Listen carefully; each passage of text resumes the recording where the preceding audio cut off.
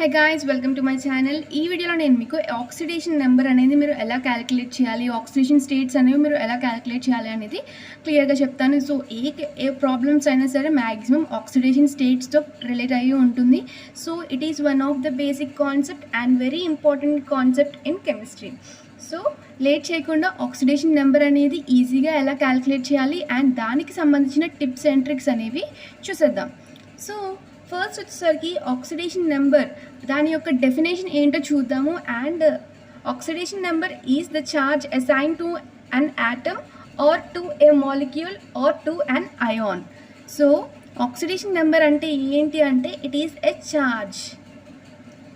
Oxidation నెంబర్ని ఈజీగా ఎలా చెప్పచ్చు అంటే charge of a atom or molecule or an ion అని కూడా చెప్పచ్చు. అండ్ నెక్స్ట్ వచ్చేసరికి టిప్స్. దీన్ని క్యాలిక్యులేట్ చేయడానికి టిప్స్ అనేవి ఎలా ఉంటాయో ఒకసారి చూసేద్దాం. ఫస్ట్ టిప్ వచ్చేసరికి for elements in the elementary state. Elements అనేవి ఎలిమెంటరీ స్టేట్లో ఉన్నప్పుడు, దట్ మీన్స్ ఎగ్జాంపుల్ వచ్చేసరికి CuFe ఎక్సెట్రా. అండ్ గ్యాసెస్ అనేవి ఎలిమెంటరీ స్టేట్లో ఉన్న దీనికి ఎగ్జాంపుల్స్ వచ్చేసరికి హైడ్రోజన్, నైట్రోజన్ ఎక్సెట్రా. సో దాని యొక్క ఆక్సిడేషన్ స్టేట్ అనేది ఏమవుతుంది అంటే 0 అవుతుంది. అండ్ ఫర్ ది హైడ్రోజన్ చూస్తే హైడ్రోజన్ యొక్క ఆక్సిడేషన్ స్టేట్ అనేది ఎప్పుడు కూడా +1 ఉంటుంది. బట్ దీనికి కొన్ని ఎక్సెప్షన్స్ అయితే ఉన్నాయి. కాల్షియం హైడ్రైడ్, సో CaH2లో చూస్తే దీని యొక్క ఆక్సిడేషన్ స్టేట్ వచ్చేసరికి -1 ఉంటుంది. అండ్ అలాగే NaH చూసినా కానీ దీని యొక్క ఆక్సిడేషన్ స్టేట్ అనేది -1. అండ్ నెక్స్ట్ టిప్ వచ్చేసరికి ఆక్సిజన్కి కూడా ఆక్సిడేషన్ స్టేట్ అనేది మ్యాక్సిమం -2 అనేది ఉంటుంది. బట్ దీనికి కూడా కొన్ని ఎక్సెప్షన్స్ అయితే ఉంటాయి. ఎక్సెప్షన్స్ ఏంటి అంటే OF2లో మీరు చూస్తే ఆక్సిడేషన్ Fకి -1 ఉంటుంది. సో 2 ఫ్లోరిన్స్ ఉన్నాయి కాబట్టి X -1 × 2 -1 దీని ఆక్సిడేషన్ స్టేట్. అండ్ అలానే ఎన్ని ఫ్లోరిన్స్ ఉన్నాయి, 2 ఫ్లోరిన్స్ ఉన్నాయి, ఈక్వల్స్ టు 0. దీనికి ఎలాంటి ఛార్జ్ లేదు కాబట్టి దీన్ని 0 కింద అనుకుంటాము. సో X ఈక్వల్స్ టు ఎంత అవుతుంది, +2 అవుతుంది. అండ్ నెక్స్ట్ వచ్చేసరికి హైడ్రోజన్ పెరాక్సైడ్. అండ్ నెక్స్ట్ వచ్చేసరికి Na2O2. సో వీటి రెండింటికి కూడా మీరు ఒకసారి క్యాలిక్యులేట్ చేస్తే ఆక్సిజన్కి మనం క్యాలిక్యులేట్ చేయాలి కాబట్టి ఇక్కడ హైడ్రోజన్ యొక్క ఆక్సిడేషన్ స్టేట్ అనేది 1 ఉంటుంది అనుకున్నాం కదా. ఇక్కడ చూడండి మీరే, hydrogen is always 1. So +1 × 2 times +2x అని వేసుకోవాలి. And equals to 0. So 2 + 2x equals to 0. So 2x equals to -2, x equals to -2/2 ఎంత అవుతుంది, -1. సో దీని యొక్క ఆక్సిడేషన్ స్టేట్ వచ్చేసరికి ఈ రెండింటికి కూడా ఒకేలా ఉంటుంది. సో ఎందుకంటే దీని ఆక్సిడేషన్ స్టేట్ కూడా ఎంత, +1 కాబట్టి. సో రెండింటికి కూడా ఆక్సిడేషన్ స్టేట్, రెండు కాంపౌండ్స్లోని కూడా ఆక్సిజన్ యొక్క ఆక్సిడేషన్ స్టేట్ అనేది -1. అండ్ నెక్స్ట్ వచ్చేసరికి ఫర్ ఫ్లోరిన్కి ఆక్సిడేషన్ స్టేట్ అనేది ఆల్వేస్ -1. దీనికి ఎలాంటి ఎక్సెప్షన్స్ అయితే లేవు. అండ్ నెక్స్ట్ వచ్చేసరికి 1A గ్రూప్ ఎలిమెంట్స్కి ఆక్సిడేషన్ స్టేట్ అనేది ఎప్పుడు కూడా +1 ఉంటుంది. అండ్ అలానే 2A గ్రూప్ ఎలిమెంట్స్కి ఆక్సిడేషన్ స్టేట్ అనేది ఎప్పుడు +2 అనేది ఉంటుంది.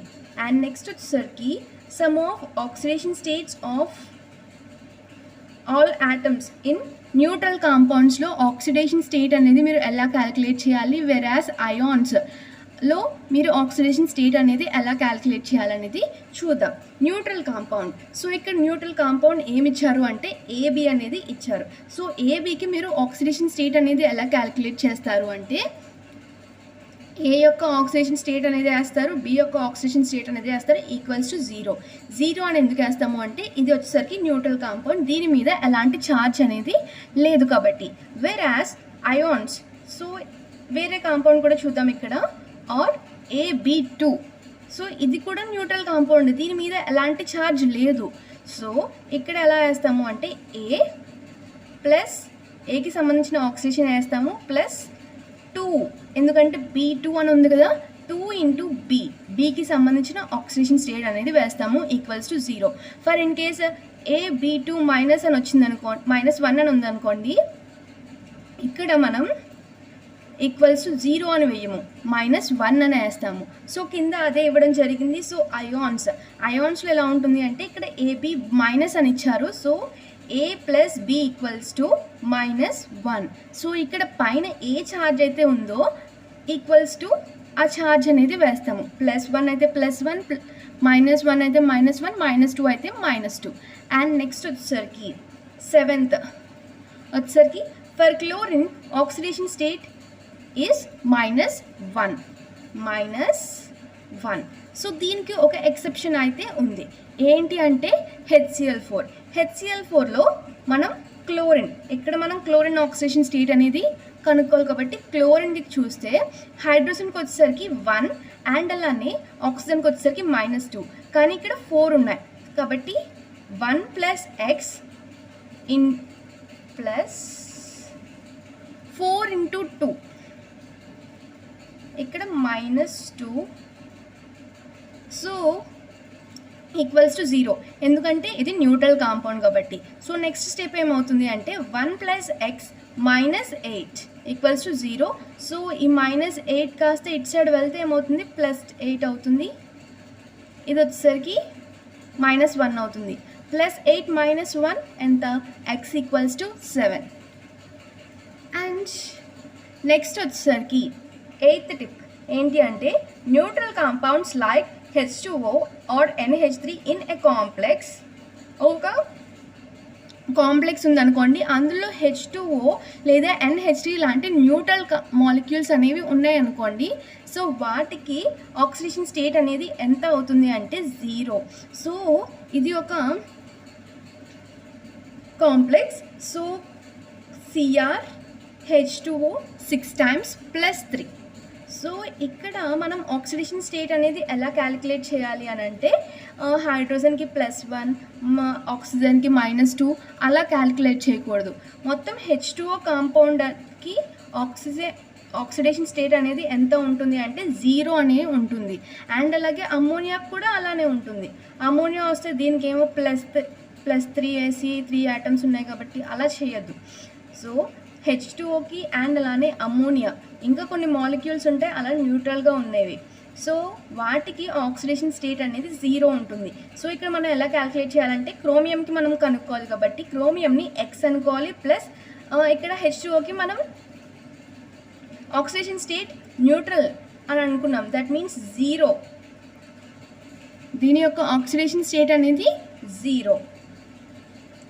సో 6 ఉన్నాయి కాబట్టి 6 వాటర్ మాలిక్యూల్స్ ఉన్నాయి కాబట్టి 6 × 0 వేసాము ఈక్వల్స్ టు ఇది +3 అని ఉంది. So equals to +3. సో 6 × 0 ఎంత అవుతుంది 0. So x + 0 equals to +3, x equals to +3. So chromium యొక్క ఆక్సిడేషన్ స్టేట్ ఎంత అవుతుంది అంటే ఈ కాంప్లెక్స్లో +3. ఇక్కడ నేను కొన్ని ఎగ్జాంపుల్స్ అయితే ఎక్స్ప్లెయిన్ చేస్తాను ఆక్సిడేషన్ స్టేట్ అనేది ఎలా కనుక్కోవాలో. సో ఫస్ట్ ఎగ్జాంపుల్ ఏంటో చూసేద్దాము. ఇక్కడ నేను 6 ఎగ్జాంపుల్స్ అయితే తీసుకున్నాను. 6 ఎగ్జాంపుల్స్ కూడా నేను క్లియర్గా అయితే ఎక్స్ప్లెయిన్ చేస్తాను. ఫస్ట్ కాంపౌండ్లో మనం క్లోరిన్కి సంబంధించిన ఆక్సిడేషన్ స్టేట్ అనేది మనం కనుక్కోవాలి. సో మనకి ఆల్రెడీ తెలుసు హైడ్రోజన్ అండ్ ఆక్సిజన్ యొక్క oxidation states. So hydrogen and oxidation state అనేది ఎలా ఉంటుంది అంటే హైడ్రోజన్కి +1 అనేది ఉంటుంది, ఆక్సిజన్కి -2 అనేది ఉంటుంది. ఫస్ట్ మనం క్లియర్గా ఎలా రాసుకోవాలి అంటే ఇక్కడ హైడ్రోజన్ ఒకే ఒక హైడ్రోజన్ ఉంది కాబట్టి ప్లస్ క్లోరిన్ ప్లస్ ఇక్కడ 4 ఆక్సిజన్స్ ఉన్నాయి, 4 × ఆక్సిజన్. ఇది న్యూట్రల్ కాంపౌండ్, దీంట్లో ఎలాంటి అయానిక్ కాంపౌండ్ కాదు కాబట్టి మనం ఇక్కడ 0 వేసుకుంటే సరిపోతుంది. సో ఇక్కడ హైడ్రోజన్ యొక్క ఆక్సిడేషన్ స్టేట్ ఎంత అంటే +1 అండ్ క్లోరిన్ యొక్క ఆక్సిడేషన్ స్టేట్ ఎంత అంటే మనం కనుక్కోవాలి ఇప్పుడు. వెరాస్ నెక్స్ట్ ఆక్సిజన్ యొక్క ఆక్సిడేషన్ స్టేట్ ఎంత అంటే -2. 4 ఆక్సిజన్స్ ఉన్నాయి కాబట్టి 4 × -2 అయితే వేసాము. సో ఇక్కడ మనకి ఏమవుతుంది అంటే ఇది +1 అమ్మ. సో నెక్స్ట్ వచ్చేసరికి 1 + క్లోరిన్ +-8 = 0. క్లోరిన్ యొక్క ఆక్సిడేషన్ స్టేట్ ఏమవుతుంది అంటే 1 - 8 అంటే -7 అవుతుంది =0. క్లోరిన్ +7. అండ్ ఇది ఆల్రెడీ మనం ఒకసారి చేసాము క్లోరిన్ యొక్క ఎక్సెప్షన్లో.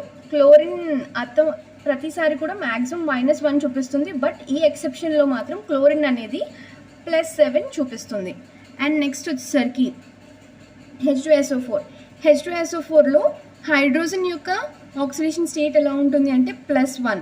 2 ఉన్నాయి కాబట్టి × 2 చేస్తాము. అండ్ అలానే సల్ఫర్ మనం కనుక్కోవాలి. అండ్ నెక్స్ట్ వచ్చేసరికి ఆక్సిజన్కి -2 ఉంటుంది, ఇక్కడ 4 ఉన్నాయి కాబట్టి × 4 అనేది చేస్తాము.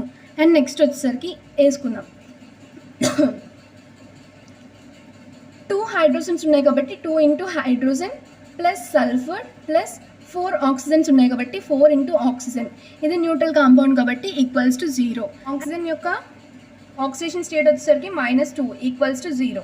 2 × 1 2 + S + 4 × -2 అంటే -8 = 0. 2 - 8 అంటే S -6 అని అర్థం.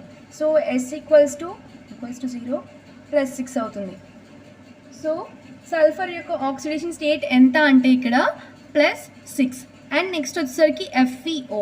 ఇది వచ్చేసరికి చాలా సింపుల్, -2 దీనిది. అండ్ నెక్స్ట్ వచ్చేసరికి దీన్ని Fe + O = 0 కింద వేసుకుంటాము.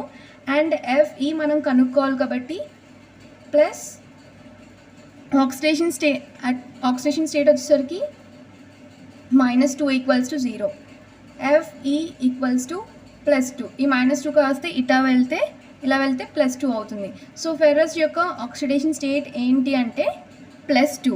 అండ్ నెక్స్ట్ వచ్చేసరికి Fe2O3లో Fe అనేది కనుక్కోవాలి, దీని యొక్క ఆక్సిడేషన్ స్టేట్ అనేది కనుక్కోవాలి. మనకి ఆక్సిజన్ యొక్క ఆక్సిడేషన్ స్టేట్ అనేది తెలుసు -2.